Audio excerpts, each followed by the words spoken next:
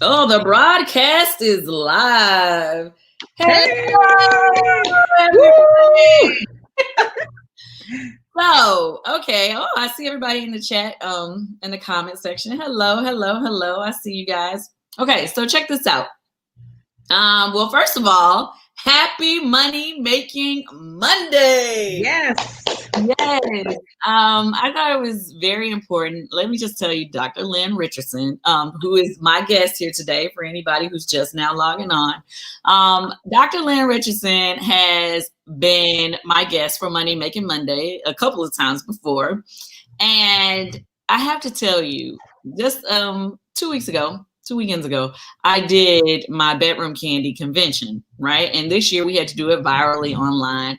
But prior to it, the first day we were having some conversations with some of our top consultants in the business, and they were telling me how much they felt like our business and a lot of our consultants had benefited from listening to what you had to say on Money Making Monday, Dr. Lynn. Wow. Oh my God. Yes. I mean, you gave us a lot of good tips, a lot of great information. And I feel like so many people always be talking about they want to, oh, give me some business tips, blah, blah, blah, blah. But when we put it right out there for you, everybody doesn't take advantage of it. So I was glad to hear that a lot of people did take advantage of the information that you gave, and that you were definitely, I want to let you know, you were very, very helpful. But I want to, help some more people. So Yes. thank you for accepting my invitation.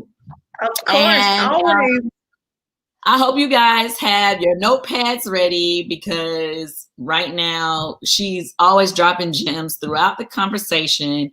And I know that you guys are going to hear something that you be like, oh, what did she say? And you're going to be trying to write it down. So although this will stay up on my YouTube page, you definitely need to have your pen and pad for your notes. And throughout the conversation, we'll take a couple of comments from you guys. Yes. Shout out to you in the comment section. We see you. All right. So where should we begin? Oh my goodness. First of all, I think everybody has to know that one stream of income is hazardous to your wealth. If we have not learned anything in 2020, it's that you need to wash your hands and you need to get a home-based business.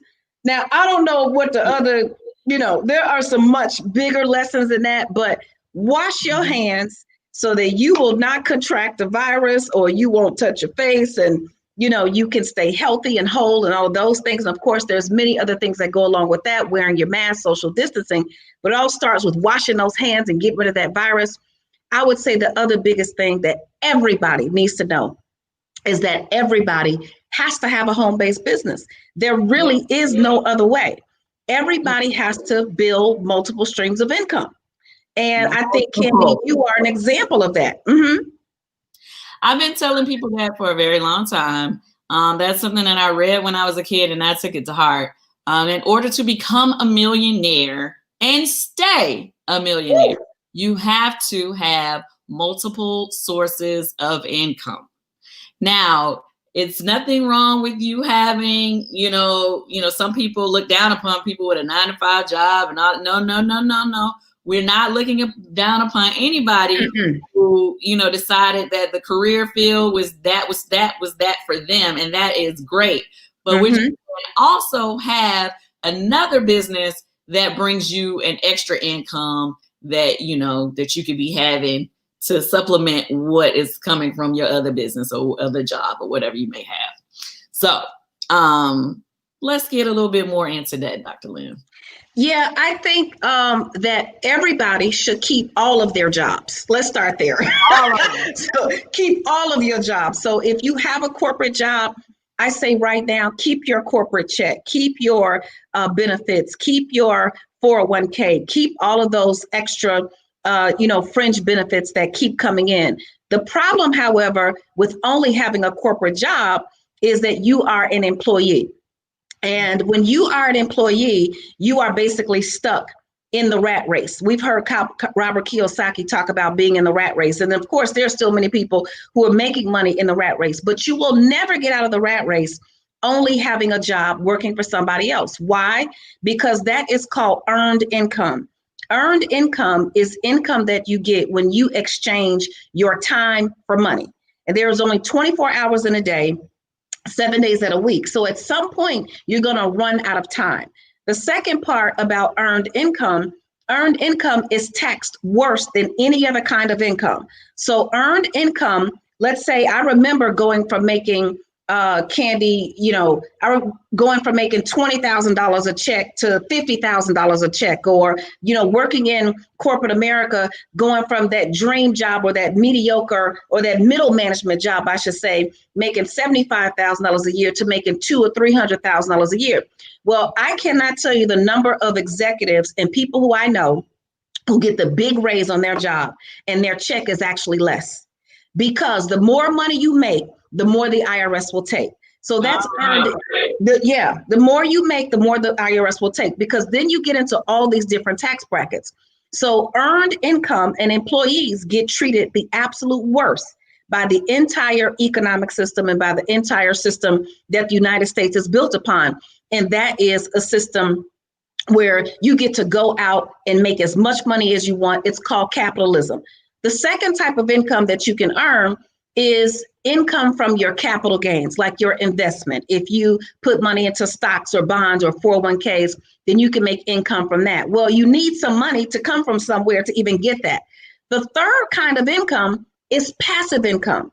Passive income is what we're all trying to get to make so that we can stop doing any work. We're no longer exchanging time for money, but then the business works for us. So when you have a business like Bedroom Kandi, when you have a business where you have put your work in, you have already provided a great platform, you have put in the time, you've given them a system, because you are not only a serial entrepreneur, you are a model entrepreneur. You are a model entrepreneur. So now people can take what you have built and put their marketing strategy in place and then watch their money continue to make money for them without them having to exchange time for money. The other way you can get passive income is through real estate. I want to shout out Frida Hobbs. She is one of our Bedroom Kandi consultants. I saw her. She made a comment. She said, I made money in my Bedroom Kandi business this morning while I was still asleep. See, come on now. See, that's what I'm talking about. This is make money while you sleep. That's the whole idea. You have to start making money while you sleep. So it's not just having multiple streams of income, because what I want to be really clear about, I'm not saying go get a job at your regular job, then get a job at Walmart, then get a job at, all the department stores and then 50 restaurants. You're still exchanging time for money. You now have to have your own home-based business. So now that you have to have a home-based business, guess what's even better about having passive income and making money while you sleep? The IRS doesn't tax it as bad. As a matter of fact, there are over 400 tax deductions, Kandi, for people who have their Bedroom Kandi business. So let's just say, for example, you now have a convention and next year you're going to go and do that convention, let's say in the Bahamas, or you're going to go to Jamaica, or you're going to go to Florida on a nice resort. The whole entire trip is a tax write-off. Your on the road expenses are a tax write-off. Your travel, your hotel, anything that you need while you're on the road. That's why for me, everything is business. So when you're traveling, you need toothpaste and soap. That's when you buy your toothpaste and your soap. Your dry cleaning. Now, if you hire your kids to work in your home-based business, hire your spouse to work in your business, hire your significant other, hire your mother, hire everybody to work in your business, they come on a trip with you, and the whole trip is a tax write-off. So the IRS says when you have a business and you use the things that you were going to use anyway, like your cell phone, your car, your home, you get a write-off for your home office if you have a home office. So what I love about this for people is that if they start to plan right now, if you start to plan right now, 2020 is shot. 2020 hit us upside the head. Now, if you were in business and if you were an entrepreneur like Kandi, 2020 was a great year People become millionaires and billionaires during recessions. So if you did not capitalize off of the benefit that you could have had this year, now is the time to start planning for next year. Get your business in order. Learn how to run your business properly. Learn how not to run a broke business. And learn how not to run a shanky business. What does that mean for somebody to run a broke business? Okay, so here's a broke business. You brought in $100,000, but you spent $200,000. You brought in $200,000, but you spent $400,000. Or you brought in $50,000, but you spent $75,000. Whatever amount of money you're putting in, because what you want to do in your business, you want to understand the cost of goods sold. You want to understand the cost of everything. So when you have your bedroom candy business, how much does it take for you to get your materials? How much does it take for you to get your marketing? How much does it take? You need to start making more money than that.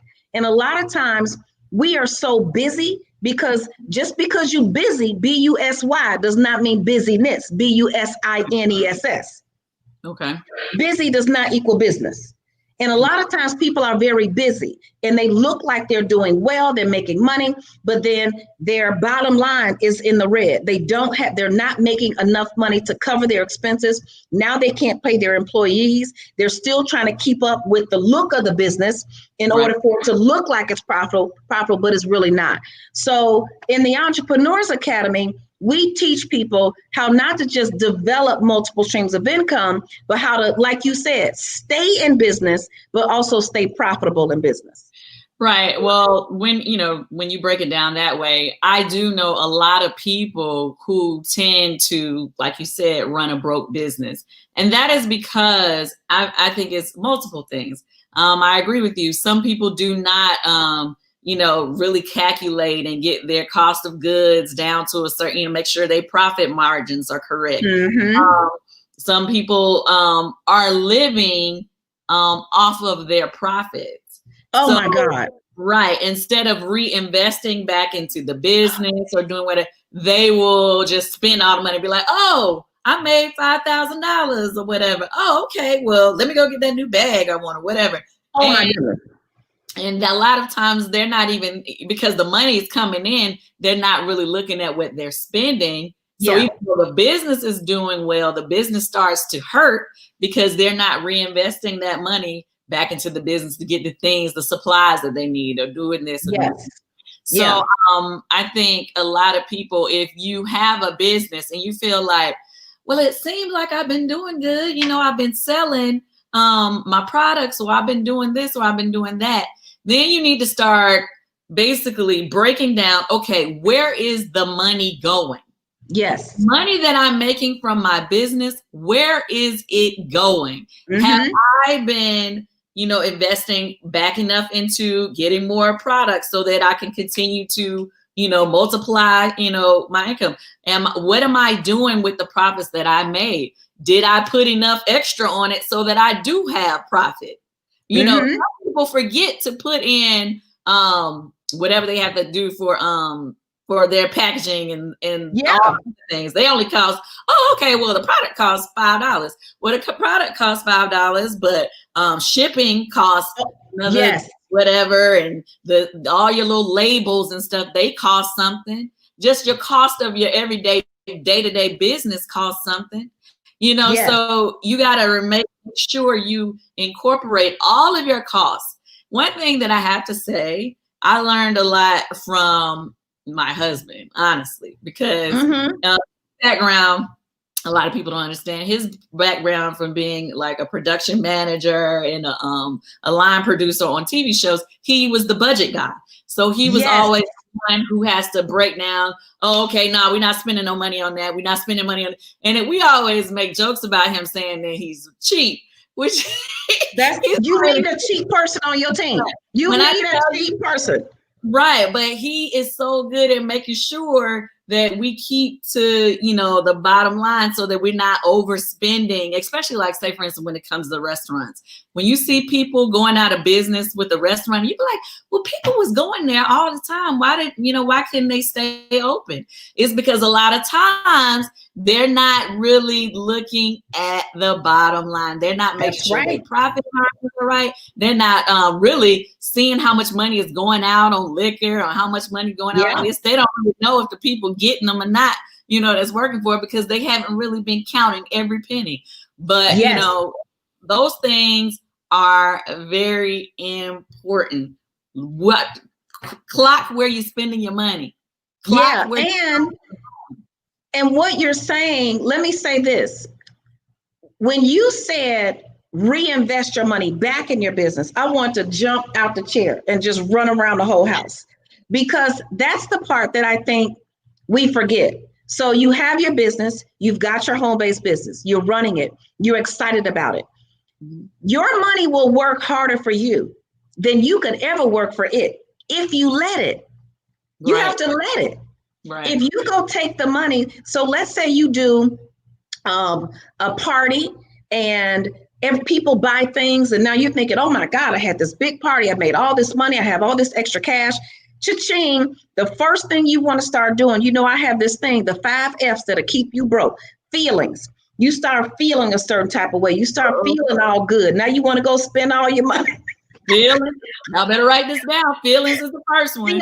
Feelings is a problem. Then your family, especially your kids. Okay, especially your kids.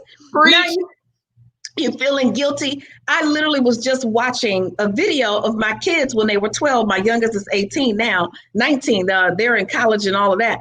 But I was just watching a video of them when they were 12, 11 and 12, because I stopped buying Christmas presents, Easter clothes, birthday presents. My oldest daughter just graduated from college. Since I talked to you last, Kandi, nobody gets gifts from me. Everybody gets a check.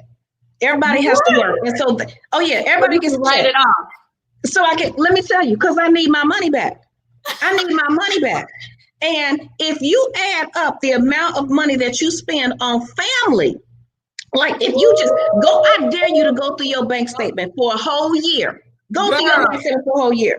Let me just say, and I ain't calling nobody out, so if anyone is watching right now, I love you dearly.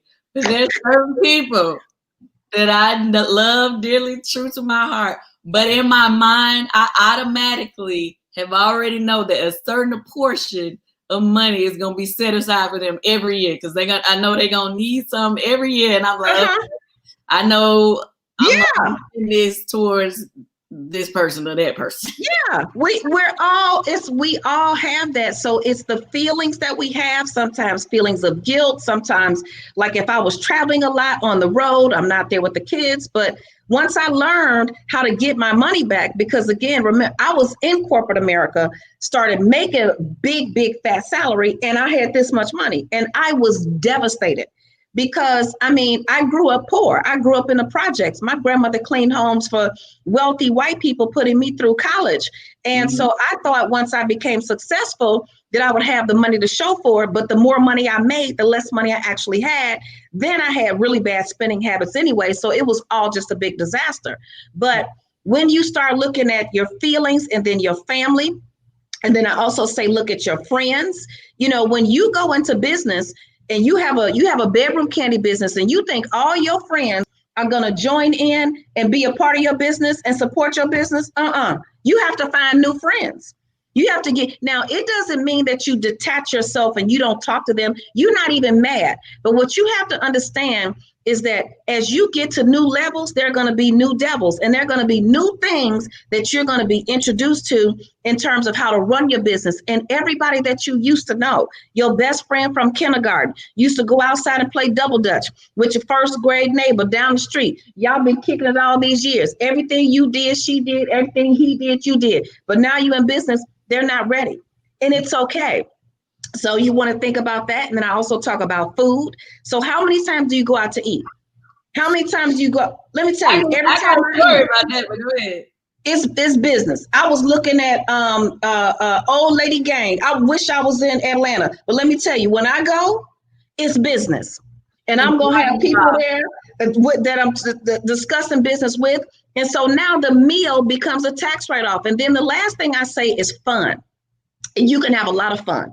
You can have a lot of fun building your business, growing your business. But if you're having too much fun, because this is where all this profit goes, the profit money that you just made in your business, you start having fun with it. You kicking it at the club. You buying a new purse. We're now going out doing things. And I did all of those things, not really kicking at the club because I got married young. I got clubbed out in college. But that's a whole nother story. But the point is, if you broke, you should not be having fun. Now, I don't mean you shouldn't have peace. It just means that you need to grind, because I know, Kandi, when I don't have any money, I'm serious. I ain't laughing. Right. I ain't talking. I'm grinding. Even if I see that one of my businesses or something that I set up, if it's not going right or going well, I ain't having no fun. I'm sitting down. I'm getting numbers. I'm analyzing things. I'm trying to figure out what do I do next. So if you take that money from your business and reinvest it back into your business, get more product. If I was you, if whoever's listening to this, I will have product with me everywhere I go. Now, let me give you an example. What do I have? I have books. Everywhere I go, I have 7 Simple Ways to Avoid Taxes. I have my estate planner book, what to do with your business when you pass on, and how does the money pass on to your children. My budgeting journal. I have them in every bag that I have everywhere I go, because I always want to be able to share with somebody what I'm doing in business. If you don't live your life like a business, you will live your whole life being broke, trying to figure out how am I going to get the money to come in. So when you make the money in your business, this is so important. Reinvest it back into your business, get more product, get more marketing, learn the money game, learn how to get your money back, learn the bottom line, learn what a margin is, learn what your profit should look like. And then you can start to create that passive income. That means you are really, truly now making money. And now the money that you make, that's the money that you can take and go have fun with. Right. I really want to tell everybody, I mean, as a business owner, marketing is key. One thing that I noticed is like a lot of, some people, like in my field, for instance, in the entertainment world, some people don't want to spend money on publicists because they cost them. Oh, girl, that's too much money. Da, da, da, da, da, da. But those things that's an investment in you. That's an investment in you. Right. If you want to get your name out there, if you want your business, you need to get somebody to help, or, publicity, or pay for marketing, or do something to help your business. Don't just think that just because you just made a flyer, that's the only thing that you need to do. It's a constant work to build your brand to be the biggest brand out there. And a lot of times, as we've seen a million people doing the same business, the same things, but it's the person who has the best marketing a lot of times is the one that, is making the most money, because those are the ones that people know about. Those are the people that, say, oh, okay, well, I saw that online. You guys, don't be afraid to invest in Facebook ads, Instagram ads. That can help get your name out there for your business. I said this before, but commercials on Comcast, those are really not as much as you think. So, and don't always think you have to do everything worldwide, because if you only have, let's say, for instance, you only have a small amount, so you only buy ads in your area, small area. Well, your area may have 5,000 people in it. So even though you didn't get it in the whole, let's say the whole state of Georgia, let's say you only got ads that's playing in Fulton County.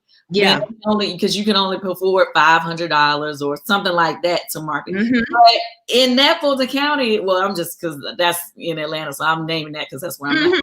But you may have hit a good 1,000 people who said, you know what, let me go try that out.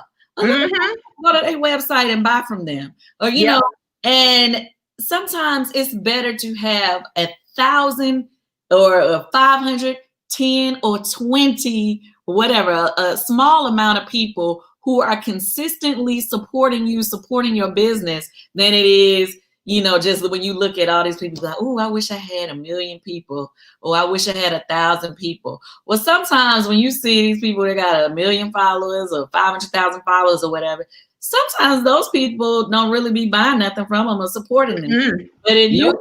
you may only have 1,000 followers, but you got 500 of those 1,000 that's always checking out your site, always Yep. supporting you, always, there to, check out your product or whatever. Just focus on, BK by Rhonda said, quality over quantity. Yes. So correct. But a lot of us we be running for that big number, and we overlook the smaller group that'll be consistent business every time.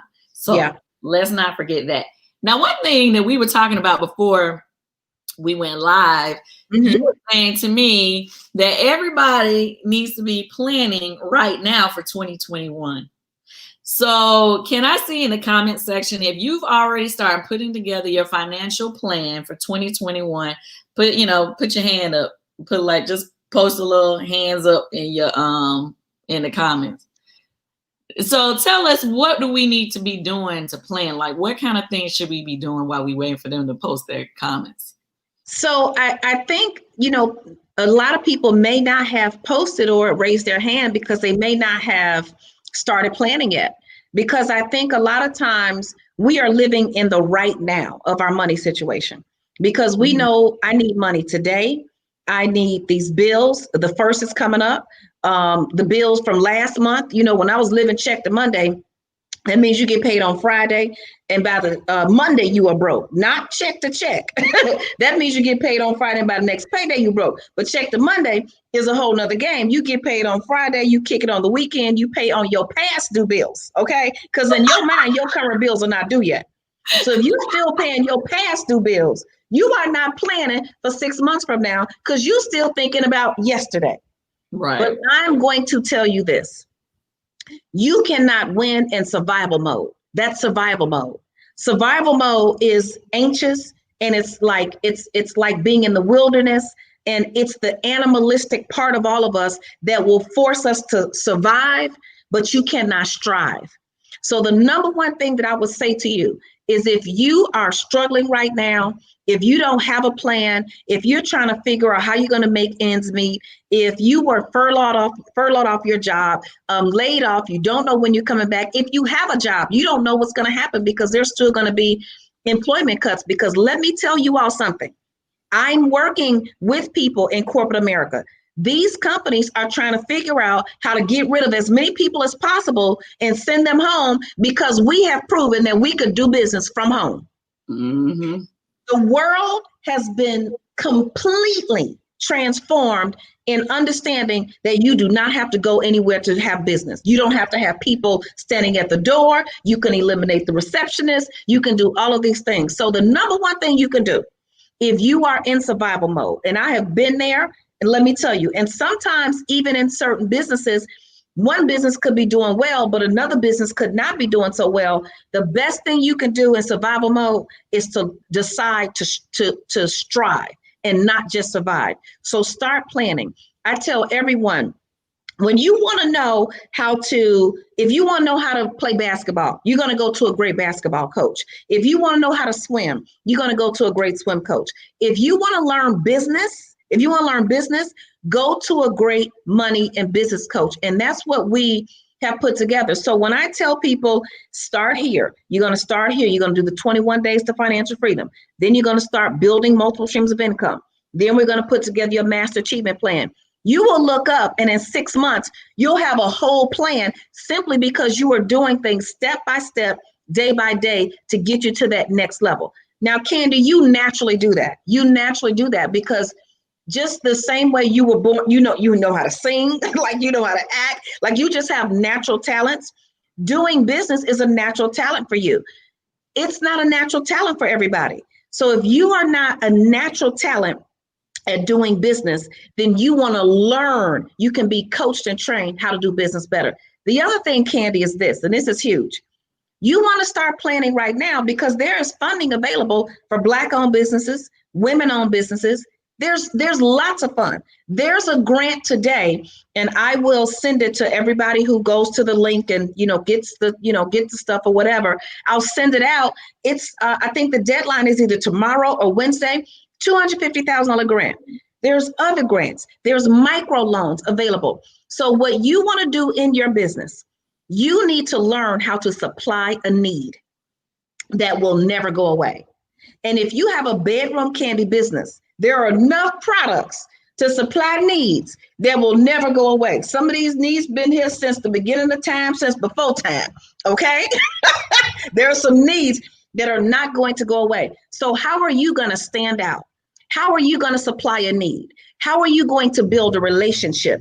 And that's what quality over quantity means. Because if you make it your business, in your business, to supply a need and build relationships, that's what it's all about in terms of taking your business to the next level. So you got to start planning that right now. If you wait till January or December 31st and start putting together your New Year resolutions, it's going to be April and you will not have accomplished anything. And then you'll get depressed because you haven't accomplished anything. And then the cycle will continue. So start now. Right.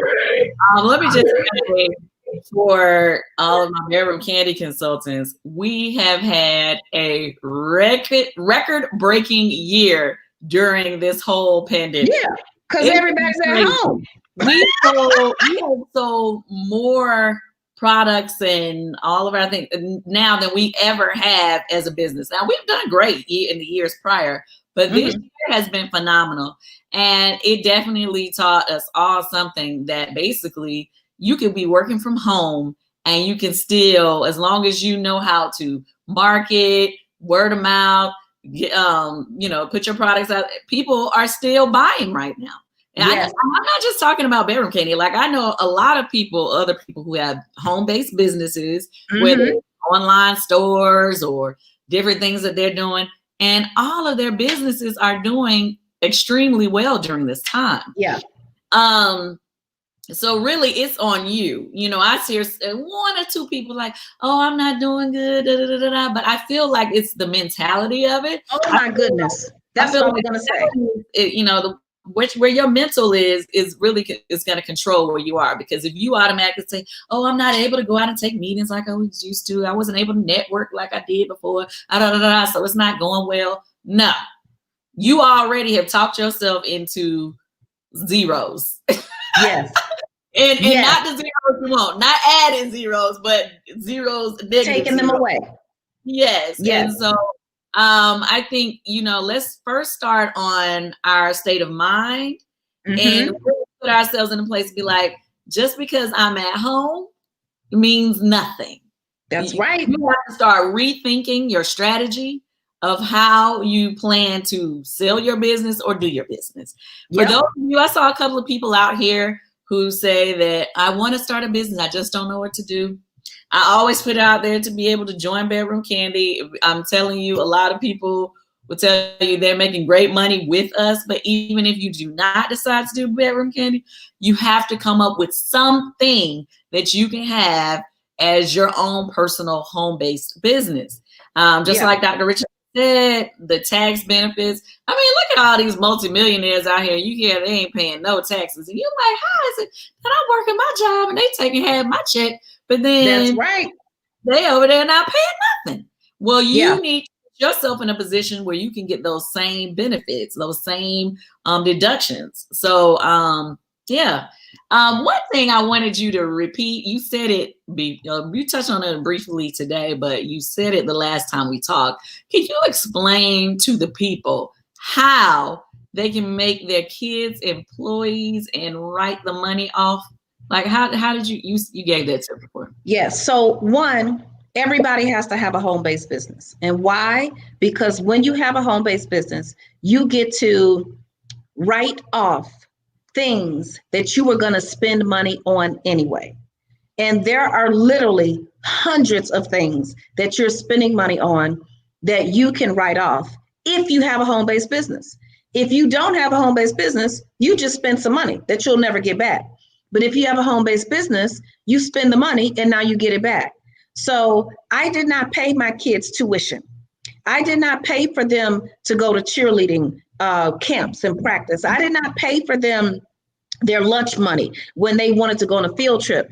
I hired them in my business, and my youngest daughter is 19. She's been working for me since she was 6. And let me tell you, since she was 6. And let me tell you, your kids are going to shock you because it's two things that happen when you hire your kids. One, she had the nerve to tell me one day, because I said, okay, I'm picking you all up from ballet. They had on their little ballet outfits. I said, we're going to the grocery store. So your job today is when people stop you and tell you how cute you are, you give them my business card. That was their job that day, right? Okay. So she told me, well, Mama, we want a real job in a building with a desk. So I guess she and her, honey, let me tell you, when you start hiring your kids, watch that fire come out of them. Watch those leadership skills come out of them. Watch their entrepreneurial. My middle child is a CEO. Like, she could run our whole life, the whole family. I will follow her anywhere. She's got organizational skills. My oldest daughter is a mathematician. She does social media. She does spreadsheets. She helps keep up with trends and things like that. You will be surprised what your kids can do. My youngest, even young kids, they can clean up around the house. They can do their chores. If you give them an allowance for chores, you just gave them an allowance for chores. But if you hire them and they do those same chores, now it's a salary and you get the money back. So you literally hire your kids. You literally hire them. And if you join the Entrepreneurs Academy, there's a webinar, how to hire your kids and get your money back, how to start a home-based business, 21 days to financial freedom, there's all these how-tos so that you can get all the steps. Because the one thing I want to say about you and your business is you want to learn the rules of the game and then play the game by the rules. And you cannot learn the rules of the game sitting on the sideline. You actually have to get in, get busy. If you are in bedroom, Kandi, you have to read the documentation. You have to read about the products. You have to know what you're selling. Okay, now so I know my product, I know my business. Now, how do I keep my business going? How do I get my money back in my business? How do I maximize my cash flow? How do I maximize my profit and minimize my expenses? So those are the things. So literally, you can hire your kids, pay them a salary. The IRS says, literally, Google it. IRS publication 15, page 13. IRS says in big black letters, you can hire your kids, pay each one up to $12,400 a year. That $12,400 is tax-free to your kids. Now, it's already a huge benefit. It's already a huge benefit that you get the money back, but it's tax-free to the kids. Now, you should ask yourself this question next. Why would the government allow you to hire your kids and make it tax-free? Let me tell you why. Because it's only two systems in America. There's one for employees and one for businesses. And businesses are the engine of the economy. A car without an engine cannot drive, and an economy without businesses cannot thrive. So the government wants you to be in business. And they say, we're going to reward you by having you hire your family members, by letting you write off your cell phone that you just spent $1,000 on your last iPhone, $600,000 on the bill. Like, you broke just trying to pay your iPhone bill, cable, and all of those things. The IRS says, we'll give you your money back. We just want you to be in business. Why? Because if you are actually using those things in business, it means you're actually doing more business, which means you are going to continue to stimulate the economy. So that's why Mitt Romney and Jeff Bezos and the president and, Warren Buffett, that's why these people have businesses, and that's why they pay less taxes per dollar than the average person who's making probably 1,000th of 1%, like, $100,000 or $50,000. So that's why. The last thing that I'm going to say about all of it is this. There are not only government funds and grants available for your business, any kind of business. See, a lot of times people think, well, my business is not important enough. My business, it doesn't matter what kind of business it is. A business is a business. The question that you have to ask yourself is, does your business have a strategy? Does your business have a plan? Are you reinvesting back into your business? And are you serving and helping others with your business? If you're doing those things with your business is just as eligible for funding as the big, conglomerate that you see in the Financial Times. So small businesses are the way of the economy, and everybody has to have a home-based business. Multiple businesses. Yes. Well, thank you, Dr. Lynn, for all those golden nuggets you gave us today. I appreciate it. As always, I can continue to talk to you forever because I know it's so much more that you can share. I know. They make us cut off early. Yeah. Not early. They make us stop at some point. Sometimes when you go too long online, people don't really, or they don't really take in all the information. Yes. Sometimes their attention span is a little bit short. Yes, absolutely. Absolutely. But no, we could talk forever. But no, I agree. I think you need to bite the apple. You eat the apple one bite at a time. Take the little bit that you got here. Get started. Start your plan. Get excited about your business. You can't do anything with fear. You can't do anything with doubt. So get your mind right. Get excited. Get the right tribe around you and go. Yes. Okay, so we did put the link up. I will post the link again. I will send it out. I'll put it in my Insta story when we're done as well. I'll tweet it. I'll put it on Facebook. So all you guys will have a way to, oh, you see it. It's in the chat. It's in the comments under my page, Kandi Online. So everybody, I hope you take advantage of the program that Dr. Lynn Richardson has. And until next time, is there anything else you want to tell? Is that it? I would just say I believe in you. Like, this is, yeah, absolutely. What you're doing is fabulous. And the same way I believe in you, I believe in everybody who's watching. What I think people need to know and understand is none of us were really born with a silver spoon in our mouth.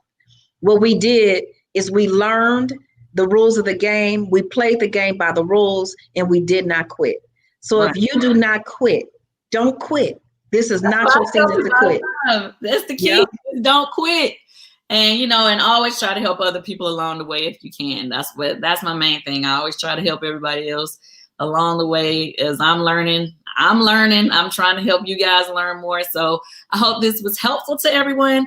Please subscribe to my YouTube page. That's all I ask. Subscribe to my YouTube page, Kandi Online, and make sure you get the alerts so that you will know when we do another Money Making Monday.